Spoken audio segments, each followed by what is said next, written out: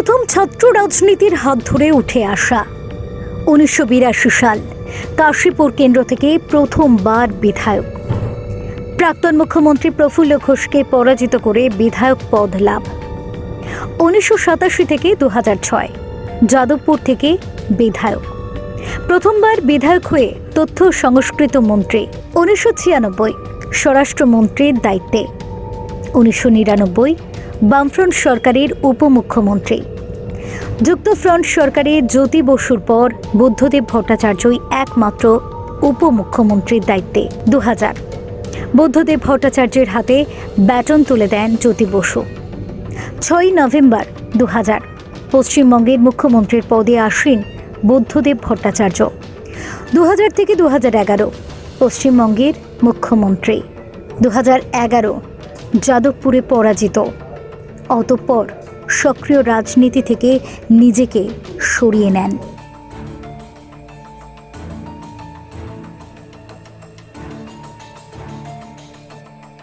প্রয়াত হলেন পশ্চিমবঙ্গ রাজ্যের প্রাক্তন মুখ্যমন্ত্রী বুদ্ধদেব ভট্টাচার্য।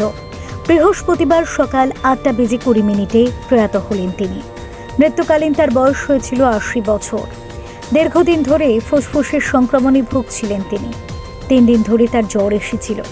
বৃহস্পতিবার সকাল থেকে আরো বেশি অসুস্থ বোধ করেন। পারিবারিক চিকিৎসকেরা এসে অনেক চেষ্টা করলেও তারা বিফল হন। সকালে আচমকায় নিঃশ্বাসের কষ্ট বেড়ে যায়, অক্সিজেনের মাত্রা কমতে থাকে।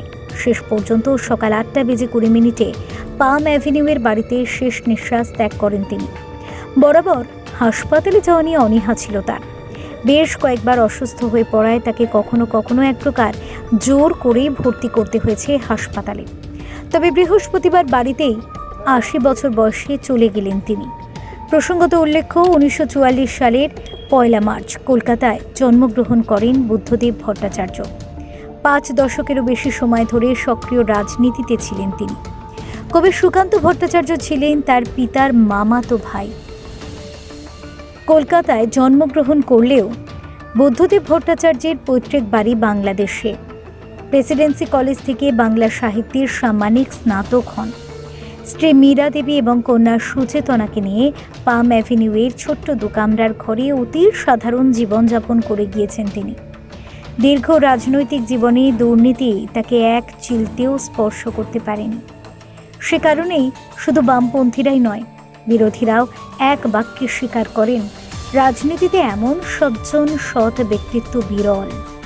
মতাদর্শ আলাদা হতে পারে, তবে ব্যক্তি মানুষ হিসেবে তিনি অনেক উচ্চ আসনে নিজেকে ধরে রেখেছিলেন, যে ব্যক্তিত্ব সম্মানের যোগ্য।